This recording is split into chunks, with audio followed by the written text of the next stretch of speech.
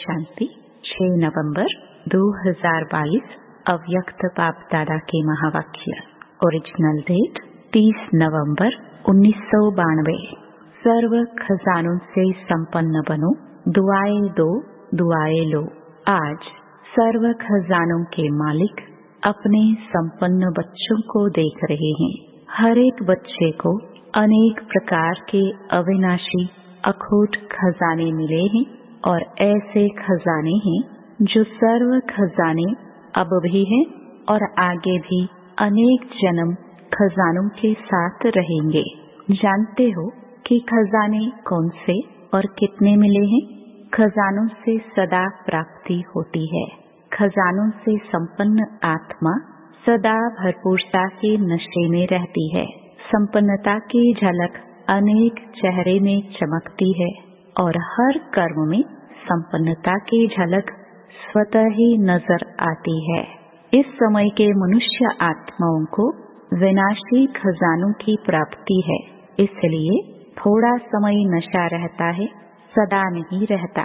इसलिए दुनिया वाले कहते हैं खाली होकर जाना है और आप कहते हो कि भरपूर होकर जाना है। आप सबको बाप दादा ने अनेक खजाने दिए हैं। सबसे श्रेष्ठ पहला खजाना है ज्ञान रत्नों का खजाना। सबको यह खजाना मिला है ना, कोई वंचित तो नहीं रह गया है ना। इस ज्ञान रत्नों के खजाने से विशेष क्या प्राप्ति कर रहे हो? ज्ञान खजाने द्वारा इस समय भी मुक्ति, जीवन मुक्ति की अनुभूति कर रहे हो।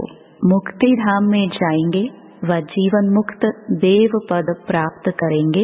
यह तो भविष्य की बात हुई, लेकिन अभी भी मुक्त जीवन का अनुभव कर रहे हो। कितनी बातों से मुक्त हो मालूम है? जो भी दुख और अशांति के कारण हैं, उनसे मुक्त हुए हो कि अभी मुक्त होना है? अभी कोई विकार नहीं आता, मुक्त हो गए। अगर आता भी है तो विजयी बन जाते हो ना। तो कितनी बातों से मुक्त हो गए हो। लौकिक जीवन और अलौकिक जीवन दोनों को साथ रखो तो कितना अंतर दिखाई देता है। तो अभी मुक्ति भी प्राप्त की है और जीवन मुक्ति भी अनुभव कर रहे हो। अनेक व्यर्थ और विकल्प विकर्मों से मुक्त बनना, यही जीवन मुक्त अवस्था है। कितने बंधनों से मुक्त हुए हो, चित्र में दिखाते हो ना। कितने बंधनों की रस्सियां मनुष्य आत्माओं को बंधी हुई हैं। यह किसका चित्र है? आप तो वह नहीं हो ना, आप तो मुक्त हो ना।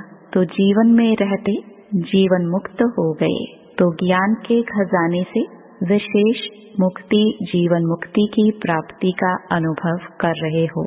दूसरा, याद अर्थात योग द्वारा सर्व शक्तियों का खजाना अनुभव कर रहे हो। कितनी शक्तियां हैं? बहुत है ना। 8 शक्तियां तो एक सैंपल रूप में दिखाते हो, लेकिन सर्व शक्तियों के खजाने के मालिक बन गए हो। तीसरा, धारणा की सब्जेक्ट द्वारा कौन सा खजाना मिला है? सर्व दिव्य गुणों का खजाना। गुण कितने हैं? बहुत है ना। तो सर्व गुणों का खजाना, हर गुण की, हर शक्ति की विशेषता कितनी बड़ी है। हर ज्ञान रत्न की महिमा कितनी बड़ी है। चौथी बात, सेवा द्वारा सदा खुशी के खजाने की अनुभूति करते हो। जो सेवा करते हो उससे विशेष क्या अनुभव होता है? खुशी होती है ना। तो सबसे बड़ा खजाना है अविनाशी खुशी। तो खुशी का खजाना सहज स्वतः प्राप्त होता है। पांचवा, संबंध संपर्क द्वारा ब्राह्मण परिवार के भी संपर्क में आते हो, सेवा के भी संबंध में आते हो। तो संबंध संपर्क द्वारा कौन सा खजाना मिलता है? सर्व की दुआओं का खजाना मिलता है। यह दुआओं का खजाना बहुत बड़ा खजाना है। जो सर्व की दुआओं के खजानों से भरपूर है, संपन्न है, उसको कभी भी पुरुषार्थ में मेहनत नहीं करनी पड़ती। पहले है मात पिता की दुआएं और साथ में सर्व के संबंध में आने से सर्व द्वारा दुआएं। सबसे बड़े ते बड़े तीव्र गति से आगे उड़ने का तेज यंत्र है दुआएं।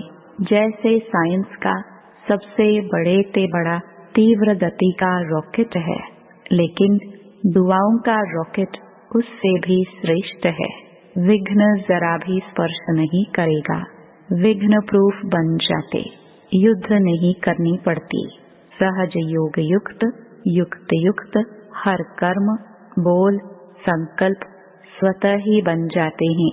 ऐसा यह दुआओं का खजाना है। सबसे बड़ा खजाना इस संगम युग के समय का खजाना है। वैसे खजाने तो बहुत हैं, लेकिन जो खजाने सुनाए, सिर्फ इन खजानों को भी अपने अंदर समाने की शक्ति धारण करो तो सदा ही संपन्न होने कारण जरा भी हलचल नहीं होगी। हलचल तब होती है जब खाली है। भरपूर आत्मा कभी हिलेगी नहीं। तो इन खजानों को चेक करो कि सर्व खजाने स्वयं में समाये हैं। इन सभी खजानों से भरपूर हो, वह कोई में भरपूर हो, कोई में थोड़ा अभी भरपूर होना है। खजाने मिले तो सभी को है ना।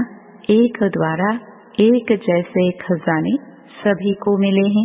अलग अलग तो नहीं बांटा है ना। एक को लाख दूसरे को करोड़ दिया हो, ऐसे तो नहीं है ना। लेकिन एक है जो सिर्फ लेने वाले, जो मिलता है लेते भी हैं, लेकिन मिला और खाया पिया मौज किया और खत्म किया। दूसरे हैं जो मिले हुए खजानों को जमा करते, खाया पिया मौज भी किया और जमा भी किया। तीसरे हैं जमा भी किया खाया पिया भी, लेकिन मिले हुए खजाने को और बढ़ाते जाते हैं। बाप के खजाने को अपना खजाना बनाए बढ़ाते जाते। तो देखना है कि मैं कौन हूँ, पहले नंबर वाला, दूसरे व तीसरे नंबर वाला। जितना खजाने को स्व के कार्य में व अन्य की सेवा के कार्य में यूज करते हो, उतना खजाना बढ़ता है। खजाना बढ़ाने की चाबी है यूज करना, पहले अपने प्रति। जैसे ज्ञान के एक एक रत्न को समय पर अगर स्व प्रति यूज करते हो तो खजाना यूज करने से अनुभवी बनते जाते हो।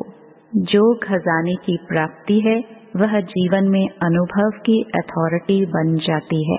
तो अथॉरिटी का खजाना ऐड जमा हो जाता है। तो बढ़ गया ना। सिर्फ सुनना और बात है। सुनना माना लेना नहीं है, समाना और समय पर कार्य में लगाना, यह है लेना। सुनने वाले क्या करते और समाने वाले क्या करते, दोनों में महान अंतर है। सुनने वालों का बाप दादा दृश्य देखते हैं तो मुस्कुराते हैं। सुनने वाले समय पर परिस्थिति प्रमाण व विघ्न प्रमाण, समस्या प्रमाण पॉइंट को याद करते हैं कि बाप दादा ने इस विघ्न को पार करने के लिए ये पॉइंट्स दी हैं। ऐसा करना है, ऐसा नहीं करना है। रिपीट करते याद करते रहते हैं। एक तरफ पॉइंट रिपीट करते रहते, दूसरी तरफ वशीभूत भी हो जाते हैं। बोलते हैं ऐसा नहीं करना है, यह ज्ञान नहीं है, यह दिव्य गुण नहीं है। समाने की शक्ति धारण करनी है, किसको दुख नहीं देना है। रिपीट भी करते रहते हैं, लेकिन फेल भी होते रहते हैं। अगर उस समय भी उनसे पूछो कि ये राइट है, तो जवाब देंगे राइट है नहीं, लेकिन हो जाता है। बोल भी रहे हैं, भूल भी रहे हैं, तो उनको क्या कहेंगे? सुनने वाले। सुनना बहुत अच्छा लगता है, पॉइंट बड़ी अच्छी शक्तिशाली है, लेकिन यूज करने के समय अगर शक्तिशाली पॉइंट ने विजयी नहीं बनाया व आधा विजयी बनाया तो उसको क्या कहेंगे? सुनने वाले कहेंगे ना।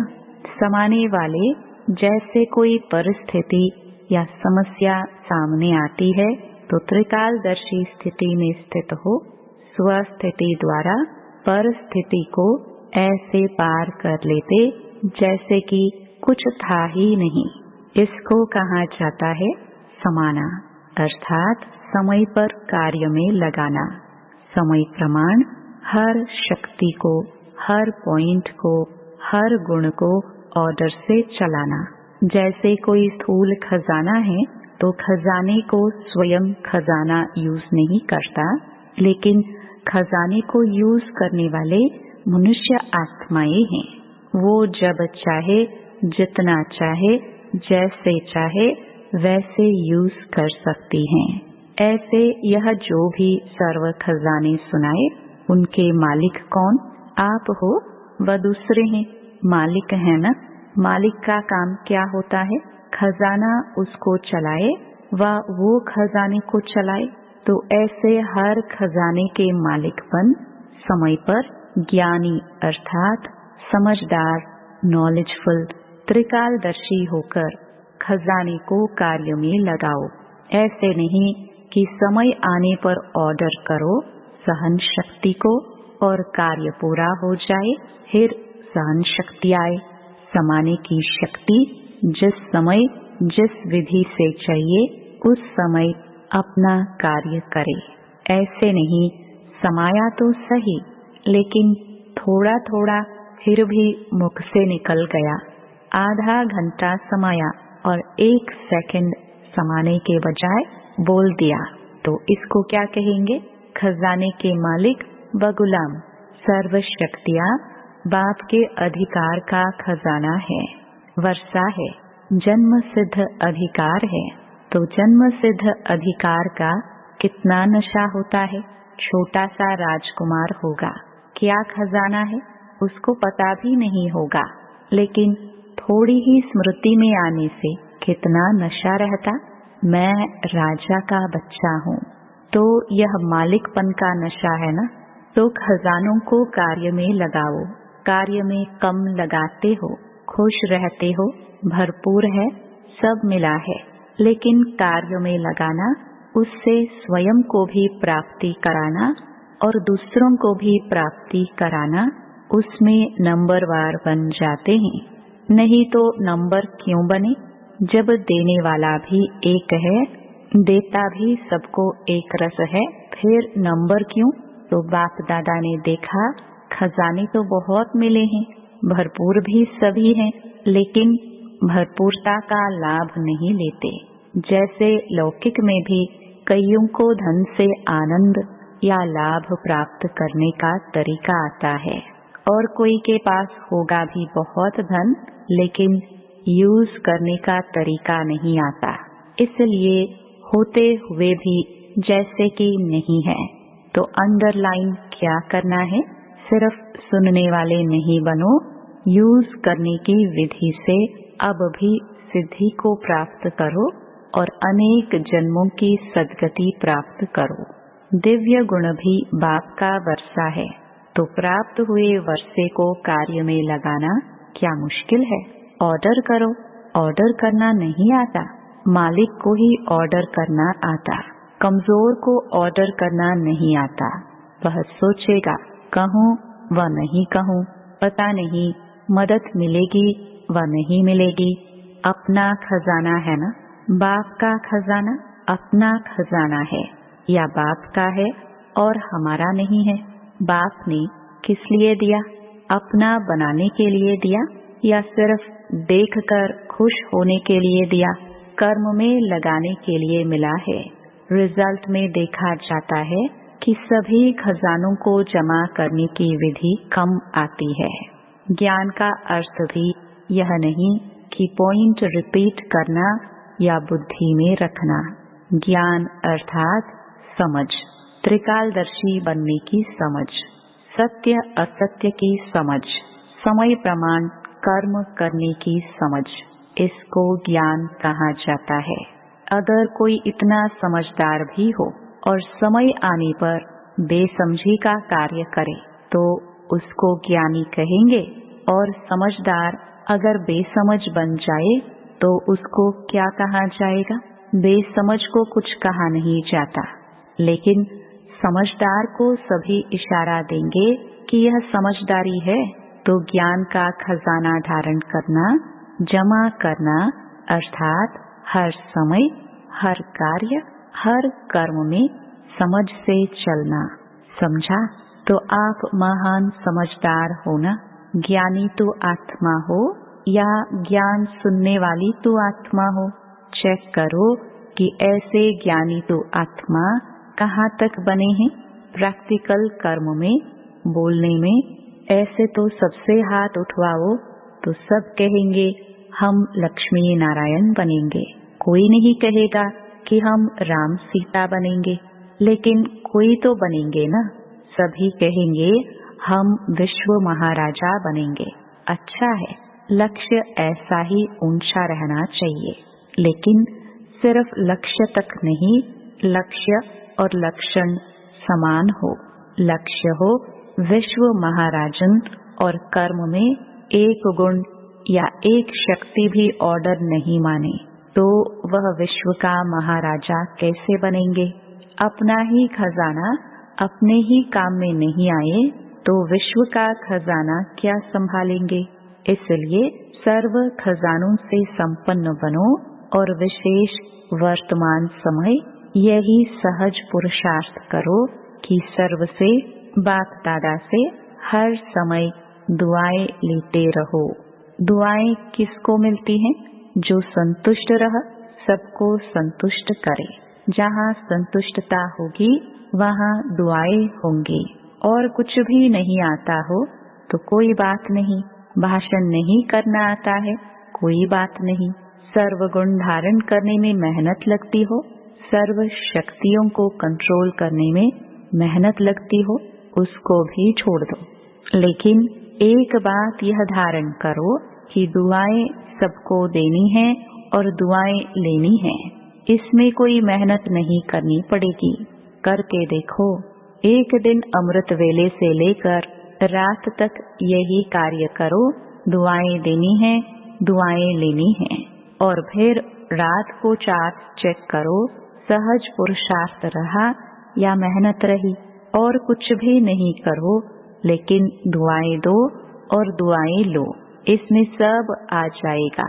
दिव्य गुण, शक्तियाँ आप ही आ जाएंगी।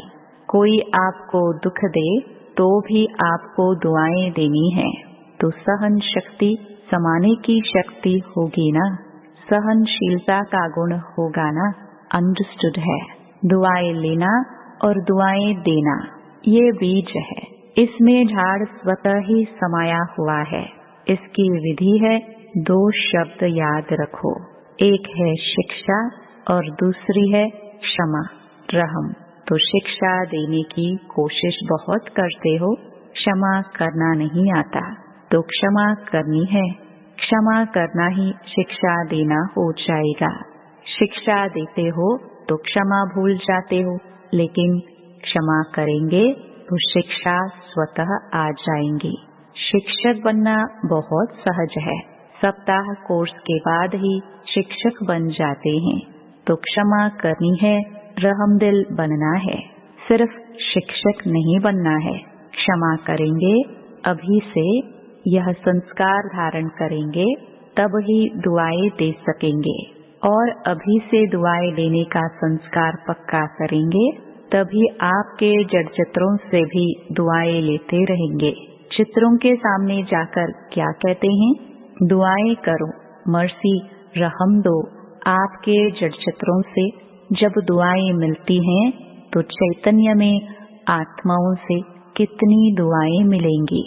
दुआओं का अखोट खजाना बाप दादा से हर कदम में मिल रहा है। लेने वाले लेवे। आप देखो, अगर श्रीमत प्रमाण कोई भी कदम उठाते हो तो क्या अनुभव होता है? बाप की दुआएं मिलती है ना। और अगर हर कदम श्रीमत पर चलो तो हर कदम में कितनी दुआएं मिलेंगी। दुआओं का खजाना कितना भरपूर हो जाएगा। कोई भल क्या भी देवे, लेकिन आप उसको दुआएं दो। चाहे कोई क्रोध भी करता है, उसमें भी दुआएं हैं। क्रोध में दुआएं हैं कि लड़ाई है? चाहे कोई कितना भी क्रोध करता है, लेकिन आपको याद दिलाता है कि मैं तो परवश हूँ, लेकिन आप मास्टर सर्वशक्तिवान हो तो दुआएं मिली ना। याद दिलाया कि आप मास्टर सर्वशक्तिवान हो, आप शीतल जल डालने वाली हो। तो क्रोधी ने दुआएं दी ना, वह क्या भी करे लेकिन आप उससे दुआएं लो। सुनाया ना, गुलाब के पुष्प में भी देखो कितनी विशेषता है, कितनी गंदी खाद से, बदबू से खुद क्या लेता है, खुशबू लेता है ना। गुलाब का पुष्प बदबू से खुशबू ले सकता और आप क्रोधी से दुआएं नहीं ले सकते। विश्व महाराजन, गुलाब का पुष्प बनना चाहिए या आपको बनना चाहिए? यह कभी भी नहीं सोचो कि यह ठीक हो तो मैं ठीक हूँ, यह सिस्टम ठीक हो तो मैं ठीक हूँ। कभी सागर के आगे जाकर कहेंगे ये लहर आप बड़ी नहीं, छोटी जाओ, टेढ़ी नहीं आओ, सीधी आओ। यह संसार भी सागर है, सभी लहरें न छोटी होंगी न टेढ़ी होंगी, न सीधी होंगी न बड़ी होंगी न छोटी होंगी। तो यह आधार नहीं रखो, यह ठीक हो जाए तो मैं हो जाऊं, तो परिस्थिति बढ़ी या आप बढ़े। बाप दादा के पास तो सब बातें पहुंचती है ना। यह ठीक कर दो तो मैं भी ठीक हो जाऊं, इस क्रोध करने वाले को शीतल कर दो तो मैं शीतल हो जाऊं, इस खिटखिट करने वाले को किनारे कर दो तो सेंटर ठीक हो जाएगा। ऐसे रूह रिहान नहीं करना। आपका स्लोगन ही है बदला ना लो, बदल कर दिखाओ। यह ऐसा क्यों करता है, ऐसा नहीं करना चाहिए, इसको तो बदलना ही पड़ेगा। परंतु पहले स्व को बदलो। स्व परिवर्तन से विश्व परिवर्तन व अन्य का परिवर्तन, या अन्य के परिवर्तन से स्व परिवर्तन है। स्लोगन रॉन्ग तो नहीं बना दिया है? क्या करेंगे? स्व को बदलेंगे या दूसरे को बदलने में समय गवाएंगे? चाहे 1 वर्ष भी लगाकर देखो, स्व को नहीं बदलो और दूसरों को बदलने की कोशिश करो। समय बदल जाएगा, लेकिन न आप बदलेंगे न वो बदलेगा। समझा? सर्व खजानों के मालिक बनना अर्थात समय पर खजानों को कार्य में लगाना। अच्छा, सर्व खजानों से संपन्न आत्माओं को, सर्व खजानों को कार्य में लगाने वाले, बढ़ाने वाले ज्ञानी आत्माएं बच्चों को सर्व खजानों के मालिक बन समय पर विधि पूर्वक कार्य में लगाने वाली श्रेष्ठ आत्माओं को हर शक्ति, हर गुण की अथॉरिटी बन स्वयं में और सर्व में भरने वाली विशेष आत्माओं को सदा दुआओं के खजाने से सहज पुरुषार्थ का अनुभव करने वाली सहज योगी आत्माओं को बाप दादा का याद, प्यार और नमस्ते। वरदान: साधनों के वशीभूत होने के बजाय उन्हें यूज करने वाले मास्टर क्रिएटर भव। साइंस के साधन जो आप लोगों के काम आ रहे हैं, ड्रामानुसार उन्हें भी टच तभी हुआ है जब बाप को आवश्यकता है, लेकिन यह साधन यूज करते हुए उनके वश नहीं हो जाओ। कभी कोई साधन अपनी ओर खींच ना ले। मास्टर क्रिएटर बन क्रिएशन से लाभ उठाओ। अगर उनके वशीभूत हो गए तो वे दुख देंगे, इसलिए साधन यूज करते भी साधना निरंतर चलती रहे। स्लोगन: निरंतर योगी बनना है तो हद के मैं और मेरेपन को बेहद में परिवर्तन कर दो। ओम शांति।